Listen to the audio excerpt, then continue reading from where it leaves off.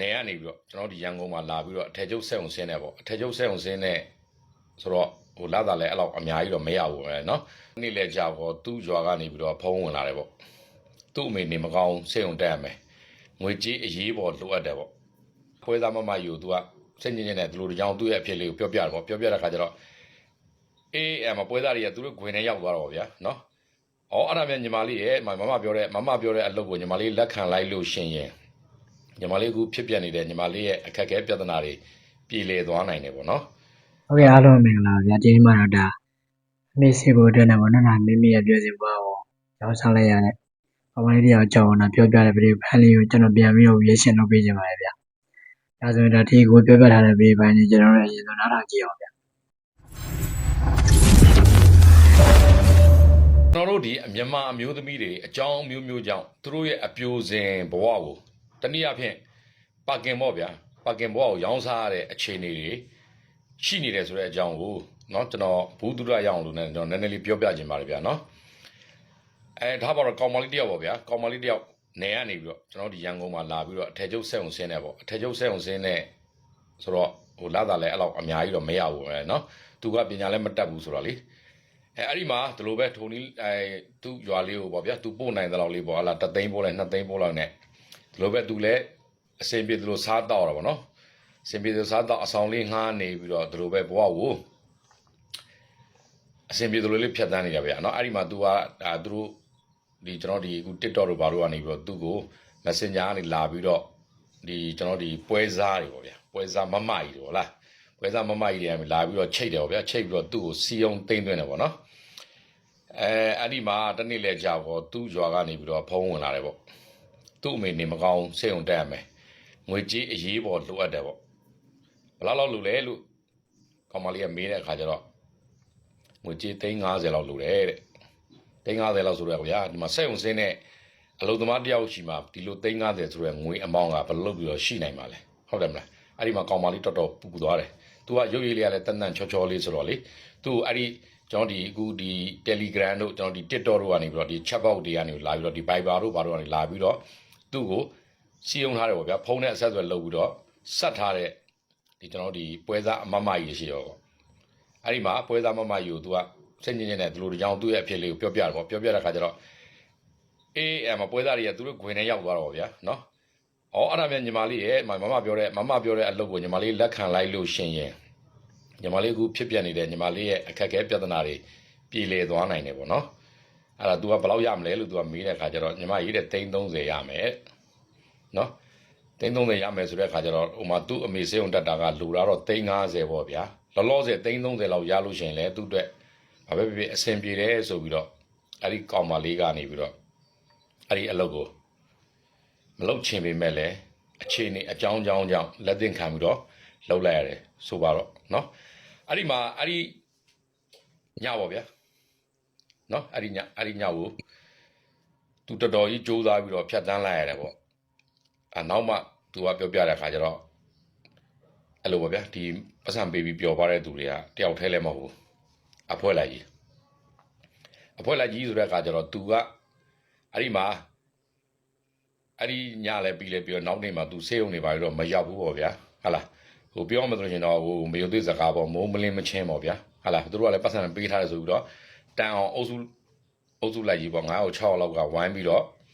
ဟိုရင်းပြူတယ်ပေါ့ဗျာနော်အဲ့လိုမျိုးဆိုတဲ့အခါကျတော့သူလည်းစဉ်းစားကြည့်ပေါ့ဗျာတခါမှလည်းအတွေ့အကြုံမရှိတဲ့ကလေးမလေးပေါ့နော်တခါမှလည်းအတွေ့အကြုံမရှိတဲ့ကလေးမလေးပြီးတဲ့အခါကျတော့အချိန်ရေမတွက်နိုင်အောင်ဖြစ်သွားမှာပေါ့နော်အဲ့လိုမျိုးဖြစ်မှာပေါ့ဆိုတဲ့အခါကျတော့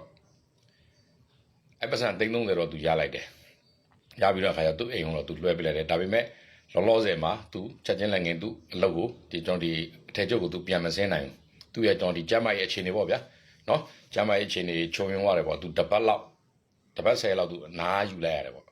အဲ့တစ်ပတ်10ကအနားယူလိုက်တဲ့အခါကျတော့အလုပ်ကပြုတ်တယ်ပြုတ်တဲ့အခါကျတော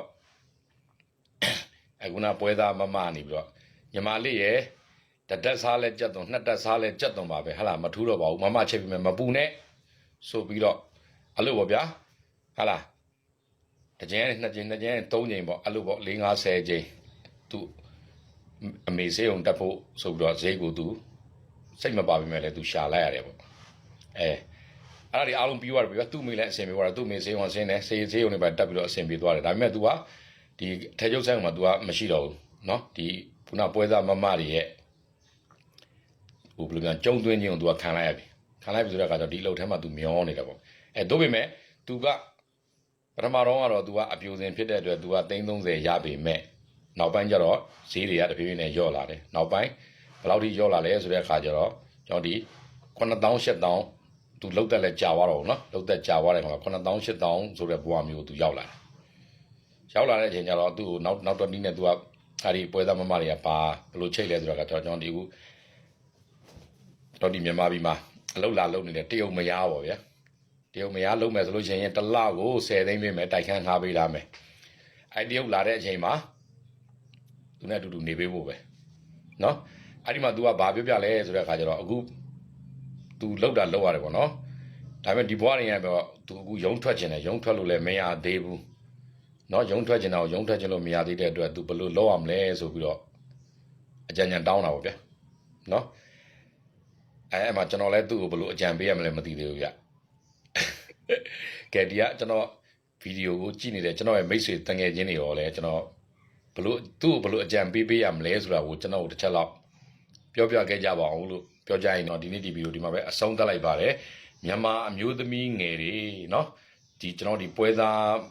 မတွေရဲ့ဖျားယောင်းတွေးဆောင်ခြင်းကနေပြီးတော့လွတ်ကင်းနိုင်ကြပါစေလို့ ဒီဗီဒီယိုလေးထဲမှာဆိုရင်ဒါကမလေးကနေရတဲ့တက်လာတယ်ဟုတ်လားဒီရန်ကုန်မှာနေရတက်လာပြီးတော့လက်လို့တယ်ရန်ကုန်မှာဒါရန်ကုန်ရဲ့အနေထားကိုလည်းကောင်းကောင်းမသိဘူးဟုတ်လားပြီးတော့ပညာရေးချင်းကလည်းမတက်ဘူးကိုယ်တွေ့တာလည်းအားနဲ့နေရတဲ့ဒါပြဿနာတစ်ခုဖြစ်လာပြီဆိုရင်ဒီလိုလိုမျိုးတွေမှာဒါထပ်ပေါက်နေတတ်တယ်ပေါ့နော်ပြဿနာကိုဖြေရှင်းတဲ့နေရာမှာဒီလည်းအမြဲတမ်းစစရှိနေတယ်ပေါ့ဒီလိုလိုမျိုးတွေမှာအသိပညာဘဝတုဒ္ဒကျွယ်ဝတဲ့သူနဲ့အသိပညာဘဝတုဒ္ဒကမကျွယ်ဝတဲ့သူဒီနေရာမှာအရန်กว่าတယ်ပေါ့နော်ဒါကြောင့်မို့ဒါစာရေးဆရာတွေတော်တော်များများစာပေဟောပြောဝေးတွေမှာဒါစာဖတ်ကြပါလို့ပြောတာ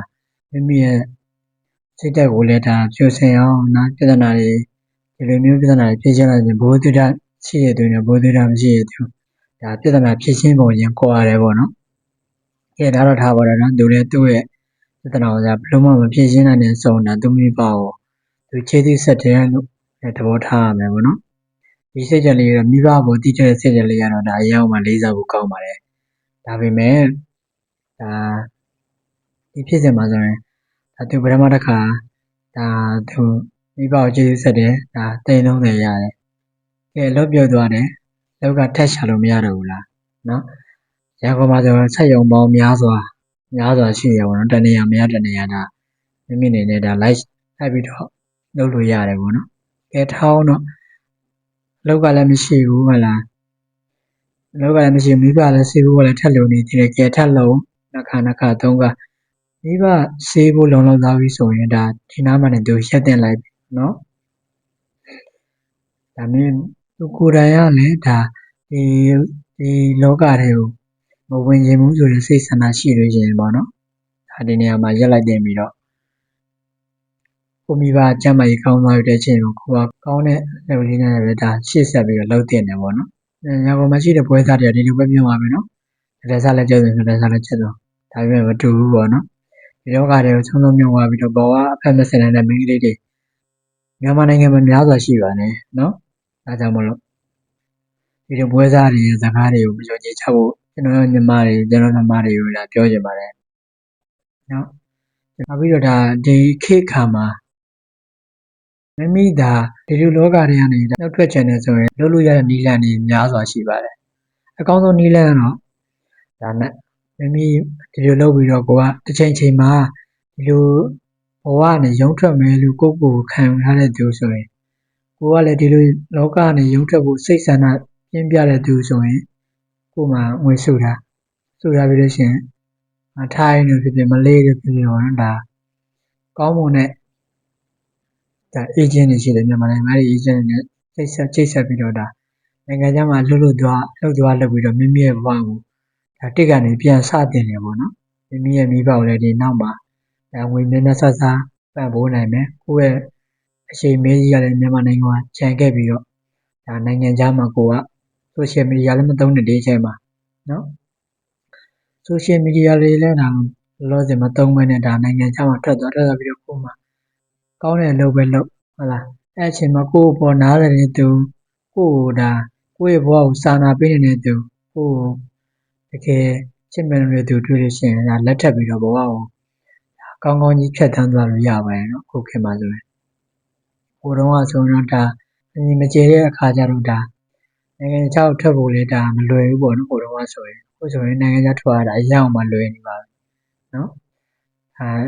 ရှားနယ်တွေကိုသွားဖို့ဆိုရင်လည်းဒါဟိုတုန်းကဆိုရင်ရမ်းခတ်တယ်ပေါ့နော်အခုကတော့အရင်အောင်လွယ်ပါတယ်ဒါကြောင့်မလို့ဒါအကောင်းဆုံးနည်းလမ်းတော့နိုင်ငံခြားကိုထွက်နိုင်ငံခြားကိုထွက်ချင်ဘူးဆိုရင်တော့ဒီပတ်ဝန်းကျင်နဲ့ဝေးတဲ့နေရာကိုရှိတဲ့ငွေလေးနဲ့စုဆောင်ပြီးတော့သွားဒီနေရာကိုတော့ခုမှရန်ကုန်မှာကကျန်တဲ့ကြားတဲ့ဆိုရင်မန္တလေးမှာသွားနေလို့ရတယ်နော်မန္တလေးမှာသွားနေ social media ကိုလုံးဝမသုံးနဲ့ဖြတ်ချပလိုက်ကိုကဒီလူကနေပြီးနောက်တခြားတစ်ယောက်ဖြစ်သွားတဲ့အခြေအနေမျိုးထိကိုစူးစမ်းပြလိုက်စူးစမ်းပြီးတော့ဒါမိမိဘဝကိုပြန်ပြီးတော့တစ်ကနေပြန်စတင်ရလို့ကျွန်တော်ကယူဆပါတယ်ဗျဟုတ်ကဲ့ပါဒါ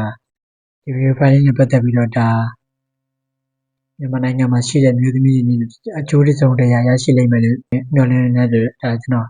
ဒီဗီဒီယိုဖိုင်လေးကိုပြန်လည်မျှဝေပေးနေတာဖြစ်ပါတယ်ကျွန်တော်ဗီဒီယိုဖိုင်လေးချန်နေသက်ဆိုရင် like and subscribe လေးလုပ်ပြီးတော့ကျွန်တော်ဗီဒီယိုလေးသိအောင်လည်းဘေးက notification ခေါင်းလုံးလေးကိုနှိပ်ခဲ့ပြီးတော့မေးပါတယ်ဗျဟုတ်ကဲ့အားလုံးကျေးဇူးတင်ပါတယ်